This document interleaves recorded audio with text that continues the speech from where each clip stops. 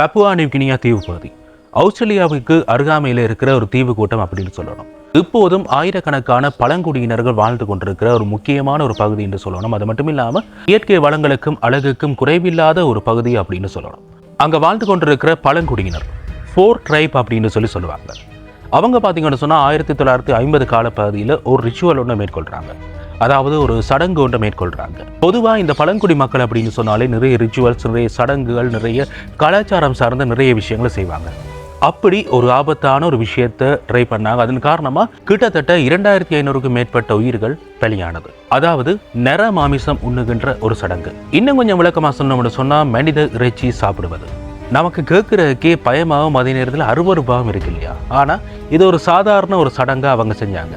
காரணம் என்னென்னு சொன்னால், இறந்து போனவர்களுடைய உடலை சாப்பிடுவதன் காரணமாக அவர்களுக்கு அவர்களுடைய சக்தி மற்றும் இறைவனுடைய அருள் கிடைக்கும் அப்படின்னு சொல்லி அவங்க நம்பினாங்க. அதன் காரணமாக பெண்கள், ஆண்கள், குழந்தைகள் அப்படின்னு சொல்லி எல்லாரும் அந்த மனித இறைச்சியை சாப்பிட்டாங்க.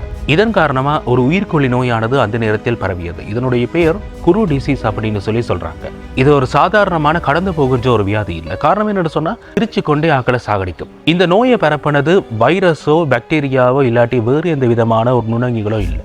அது ஒரு தவறான ஒரு புரதச்சத்து. பொதுவாக நம்மளோட உடம்புக்கு தேவையான புரதச்சத்துக்கள் அப்படின்னு சொல்லி சிலது இருக்குது. ஆனால் அதை விட்டு நாங்கள் உடம்புக்கு ஏற்காத வகையிலான புரதச்சத்துக்களை எடுக்கும் போது அது எங்களுடைய உயிரை மாய்க்கும். ஆண்கள், பெண்கள், சிறுவர்கள் அப்படின்னு சொல்லி எல்லாரும் இந்த மனித இறைச்சியை சாப்பிட்டு இந்த சடங்கை மேற்கொண்டிருந்தாலும் கூட பெரும்பாலும் அதில் இறந்தது பெண்களும் குழந்தைகளும் தான். காரணம் என்னென்னு சொன்னால், மனித உடலினுடைய மூளை தவிர்த்து மீதம் இருக்கிற அந்த சதைப்பகுதியை தான் ஆண்கள் சாப்பிட்டாங்க. ஆனால் அந்த பெண்களும் சிறுவர்களும் சாப்பிட்டது என்னென்னு பார்த்தீங்கன்னு சொன்னால், மூளையில் இருக்கிற டிஷ்யூ பகுதி. அதை சாப்பிட்டதன் காரணமாகத்தான் அந்த நோயானது பரவியது. எண்டோ கேனிபலிசம் அப்படின்னு சொல்லக்கூடிய இந்த ரிச்சுவல்ஸ் மேற்கொண்டதால் அவர்களுடைய இந்த பிரிசன் டிசீஸ் ஆனது பரவியது. அந்த புரதம் என்ன செஞ்சிச்சுன்னு சொன்னால், அவர்களுடைய மூளையில் இருக்கிற அந்த செல்ஸ்களை அழிச்சிச்சு. அதன் காரணமாக அவர்களுடைய மூளையினுடைய செல்கள் அழிந்து ஒரு பஞ்சு போன்ற அமைப்புக்கு, ஒரு ஸ்பஞ்ச் போன்ற அமைப்புக்கு அந்த மூளையானது மாறியது. அந்த நோயினுடைய அறிகுறிகள் எப்படி இருந்துச்சுன்னு சொன்னால், தொடர்ந்து சிரிச்சு கொண்டே இருப்பாங்க. கைகால் மூட்டையெல்லாம் எப்பயும் நொந்து கொண்டே இருக்கும், வெளிச்சு கொண்டே இருக்கும். உடம்புல எப்பவும் நடுக்கம் இருந்து கொண்டே இருக்கும். எந்த ஒரு வேலையும் செய்ய முடியாது. மெமரி லாஸ் மற்றும் ஸ்பீச் லாஸ் ஏற்படும். அதாவது அவர்களுடைய நினைவாற்றலானது இழக்கப்படும். அதே நேரத்தில் அவர்களுடைய பேசக்கூடிய தன்மையானது இழக்கப்படும்.